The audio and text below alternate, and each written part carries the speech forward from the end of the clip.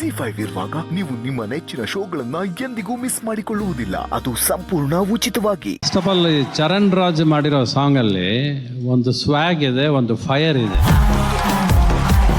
ಈ ಸಾಂಗಿಗೆ ಯಾರೇ ಆಗಲಿ ಮೋಸ ಮಾಡೋಕ್ಕಾಗೋದಿಲ್ಲ. ಅದು ಮಾಡಲೇಬೇಕು. ಅಲ್ಲಿ ಬಂದು ನಿಂತ ಮೇಲೆ ಅದಕ್ಕೆ ನ್ಯಾಯ ಒದಗಿಸ್ಲೇಬೇಕು. ಅದರಲ್ಲಿ ಬಾಳು ಬೆಳೆ ಇವತ್ತು ಆ್ಯಕ್ಚುಲಿ ನಿಮ್ಮ ಬಾಳು ಬೆಳಗ್ತೆ. ಆ್ಯಕ್ಚುಲಾಗಿ ಥ್ಯಾಂಕ್ ಯು ಸರ್. ನನಗೆ ನಿಮ್ಮ ಹಾಡುಗಳು ತುಂಬ ಇಷ್ಟ, ನೀವು ಬರೆಯೋ ಶೈಲಿ ತುಂಬ ಇಷ್ಟ. ನೀವು ತುಂಬ ಸಿಂಪಲ್ಲಾಗಿ ಈಸಿಯಾಗಿ ಬರೀತೀರಲ್ಲ, ಆದರೆ ನಿಮಗೆ ಗೆಲುವು ಕೊಟ್ಟರು. ಸುಲಭ ಮಾಡ್ಕೊಂಡಿರ, ಅದೇನು ದೊಡ್ಡ ಕಾಂಪ್ಲಿಕೇಟೆಡ್ ಅಂತ ಬರೆಯೋಕೆ ಹೋಗ. ತುಂಬ ಚೆನ್ನಾಗಿ ಹಾಡುಗಳು ಮಾಡಿದ್ದೀರಾ ನೀವು. ನಾನು ಕೇಳಿದ್ದೀನಿ, ಶೋ ನೋಡಿದ್ದೀನಿ, ಅಲ್ಲಲ್ಲಿ ತುಂಬ ಚೆನ್ನಾಗಿ ಮಾಡಿದ್ದೀರಾ. ಗಗನ ಏನದು ಆ್ಯಕ್ಚುಲಾಗಿ ಸಾಂಗ್ಸ್ ಚೆನ್ನಾಗಿ ಬರೋದೇ ಎರಡೂ ಜೋಡಿಯಲ್ಲಿ ಅಂಡರ್ಸ್ಟ್ಯಾಂಡಿಂಗ್ ಬಂದಾಗ ಮಾತ್ರ. ಸೊ ಇಬ್ಬರಲ್ಲೂ ಅಂಡರ್ಸ್ಟ್ಯಾಂಡಿಂಗು ಕೋಆರ್ಡಿನೇಷನ್ ಎರಡೂ ಚೆನ್ನಾಗಿದೆ. ಅದಕ್ಕೆ ಅದು ಅಷ್ಟು ಫೈರ್ ಬರೋಕ್ಕೆ ಸಾಧ್ಯ ಆಗಿದ್ದದು. ಆ್ಯಂಡ್ ಎಲ್ಲೂ ನಿಮ್ಮಲ್ಲಿ ಕಾನ್ಫಿಡೆನ್ಸ್ ಕಡಿಮೆ ಆಗಲಿಲ್ಲ. ನನಗೆ ಡ್ಯಾನ್ಸ್ ಗೊತ್ತಿಲ್ಲ ಅಂತ ನೀವೆಲ್ಲೂ ತೋರಿಸ್ಕೊಡ್ಲಿಲ್ಲ. ನಿಮ್ಗೆ ಏನು ಗೊತ್ತೋ ಅದನ್ನು ಅಚ್ಚುಕಟ್ಟಾಗಿ ಮನಸ್ಫೂರ್ತಿಯಾಗಿ ಮಾಡಿದ್ರಲ್ಲ, ಅದೇ ಬೆಸ್ಟು ಈ ಸಾಂಗಲ್ಲಿ ಮಾಡಿದ್ದು. ಓಕೆ, ತುಂಬ ಚೆನ್ನಾಗಿ ಮಾಡಿದ್ರಿ ಇಬ್ಬರು. ರವಿ ಸರ್ ಕೈಯಾರೆ ಥ್ರಿಲ್ಲಿಂಗ್ ಪರ್ಫಾರ್ಮೆನ್ಸ್ ಕೊಟ್ಟಿದ್ದಾರೆ ಬಾಳು ಹಾಗೂ ಗಗನಗೆ.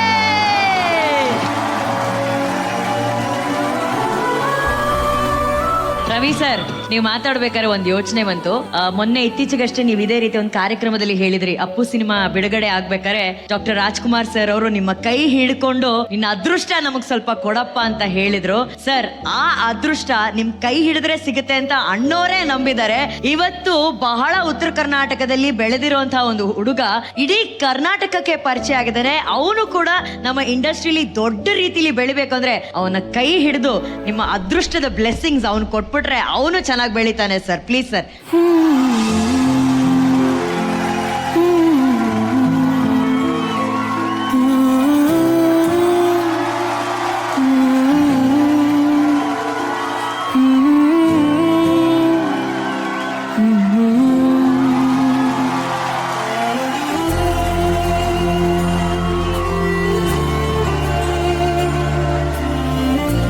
ನಿರಂಜನ್ ಅವರು ಇವರಿಬ್ರು ನನ್ನ ಕಣ್ಣುಗಳಿದ್ದಂಗೆ. ಈ ಪರ್ಫಾರ್ಮೆನ್ಸ್ ನೋಡಿ ಸೈಕ್ ಆದವ್ರು ಒಂದಷ್ಟು ಜನ, ಆದ್ರೆ ರಚ್ಚು ಸೈಕು ಆಗಿ ಅಂತ ತಿರುಗ್ತಾ ಇದಾರೆ ಕೆಲವರು.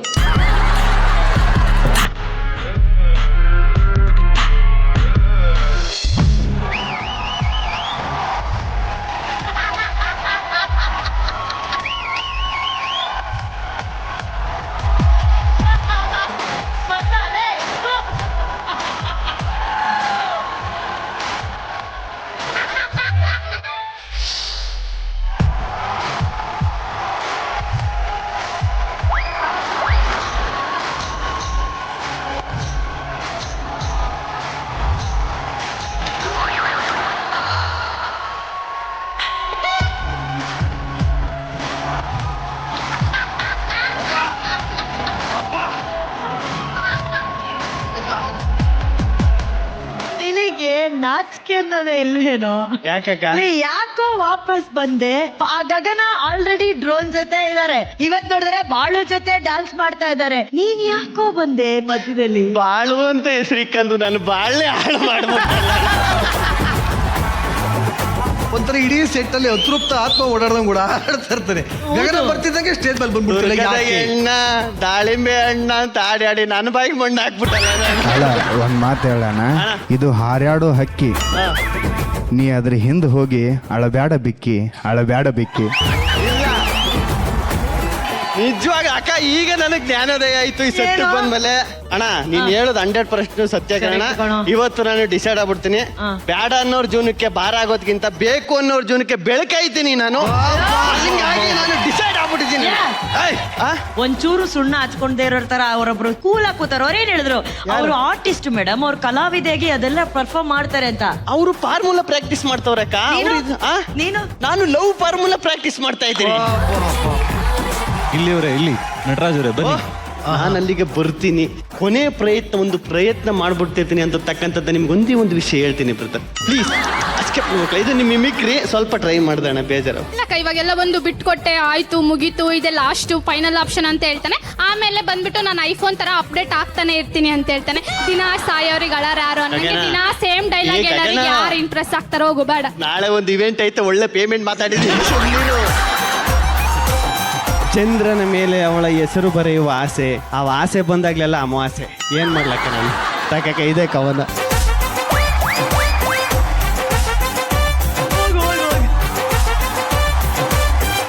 ಹೋದ್ವಾರ ನಮ್ಮ ಯುಗಾದಿ ದಿನ ಅರ್ಜುನ್ ಜನ್ಯ ಸರ್ ಅವರು ಒಂದು ಮಾತು ಕೊಟ್ಟಿದ್ದು ನನಗೆ ಆಕ್ಚುಲಿ ಇವತ್ತು ನೆನಪಾಯ್ತು. ಅಬೌಟ್ ಬಾಳು ಬೆಳಗುಂದಿಗೆ ತಮ್ಮ ಒಂದು ಸಿನಿಮಾದಲ್ಲಿ ಸಂಗೀತ ಸಂಯೋಜನೆಯಲ್ಲಿ ಅವನಿಗೆ ಒಂದು ಅವಕಾಶ ಕೊಟ್ಟಿದ್ರು, ಹಾಡನ್ನ ಬರ್ದು ಹಾಡ್ಸೋ ಅಂತ ಒಂದು ಅವಕಾಶ.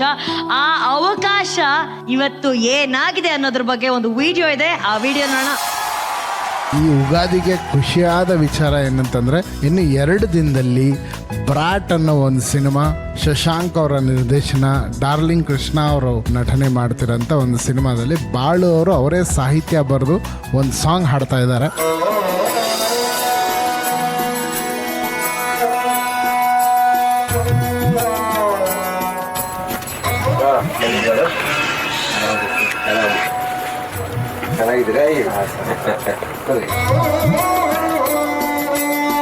ನಿಮ್ಮೂರಿಗೆ ಬಂದೀನಿ, ನೀನು ನನಗೇನು ಕೊಡ್ತೀಯ ಅನ್ನೋ ಥರ ಹೇಳ್ಬೋದು. ಬಂದ ನಾನು ಬಾಳುತ್ತಾ ಇಲ್ಲಿವರೆಗೂ ಏನು ಕೊಟ್ಟದೆ ಹೇಳ್ತಾರೆ. ಸ್ಟಾರ್ಟ್ ಮಾಡೋದಾ? ಸ್ಟಾರ್ಟ್ ಮಾಡಿ.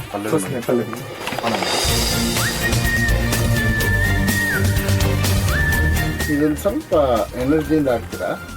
ಅದೀಗ ನಿನ್ನ ನನ್ನ ಮೆಲಡಿ ಥರ ಬೇಡ, ಸ್ಮೂತಾಗಿ ಹಾಡ್ತಾ ಇದ್ದೀರಲ್ಲ, ಒಂದು ಸ್ವಲ್ಪ ಪವರ್ ಕೊಟ್ಟು ಹಾಡಿ, ಸ್ಟೇಜ್ ಮೇಲೆ ಹಾಡ್ದಂಗೆ. ಗಂಗಿ ಸೂಪರ್. ಇದು ಆಟಿಟ್ಯೂಡು ಫುಲ್ ಸಾಂಗು. ಓಕೆ,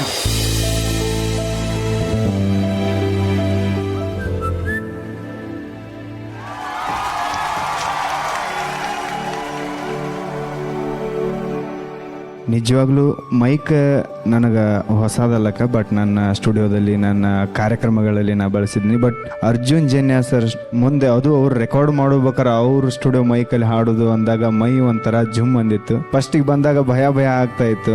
ನೀನು ಏನು ಹೆದರ್ಕೋಬೇಡ ಮಗ, ಚೆನ್ನಾಗಿ ಹಾಡು, ಆರಾಮಾಗಿ ಹಾಡು, ಅದೇ ವಿಟಿಯಲ್ಲಿದ್ದಂಥ ಎನರ್ಜಿ ತೊಗೊಂಡು ಹಾಡು. ನಾನು ಒಂದು ಸ್ವಲ್ಪ ನರ್ವಸ್ ಆದಾಗ ಈ ಥರ ಅಲ್ಲ, ಈ ಥರ ಹಾಡು ಅಂತ ಹೇಳಿ ಹಾಡಿಸಿ ರೆಕಾರ್ಡಿಂಗ್ ಫೈನಲ್ ಮಾಡಿದ್ರು. Thank you sir, thank you.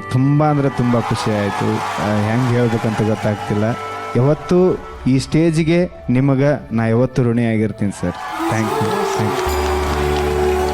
Madam, ಇದರಲ್ಲಿ ಖಂಡಿತವಲ್ಲೂ ನಾನು ಒಬ್ಬನೇ ಅಲ್ಲ, ಶಶಾಂಕ್ ಸರ್ಗೆ ಇದು ಸಲ್ಲಬೇಕು. ಯಾಕಂದರೆ ಒಬ್ಬ ನಿರ್ದೇಶಕ ಒಪ್ಕೊಬೇಕು. ಅವರು ಬ್ರಾಟ್ ಅನ್ನೋ ಒಂದು ಸಿನಿಮಾ, ಅವರ ಒಂದು ಕನಸಿನ ಒಂದು ಪ್ರಾಜೆಕ್ಟು, ತುಂಬ ಒಳ್ಳೆ ಕತೆ ಮಾಡಿದ್ದಾರೆ. ಆ ಸಬ್ಜೆಕ್ಟಲ್ಲಿ ಬಾಳುನ ಹಾಡಿಸ್ತೀನಿ ಅಂತ ವಿಷಯ ಬಂದಾಗ ಕರೆಸಿ ಅಂತ ಹೇಳಿ ಅವ್ರನ್ನ ಫಸ್ಟ್ ಒಪ್ಸೋದೇ ತುಂಬ ಕಷ್ಟ.